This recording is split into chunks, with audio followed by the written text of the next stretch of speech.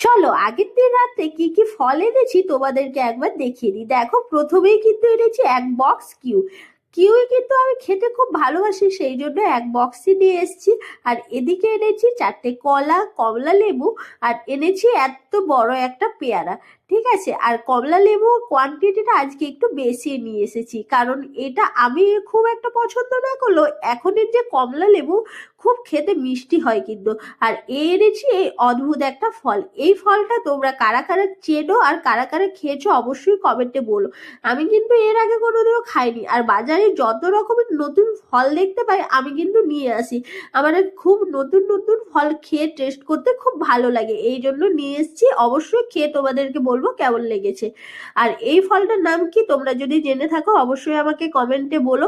আর দেখো এনেছি একটা ফ্লাস্ক। এই শীতের সময়ে আমার আগের ফ্লাস্কটা কিন্তু খারাপ হয়ে গেছে, সেই জন্য একটা নতুন ফ্লাস্ক নিয়ে এনেছি।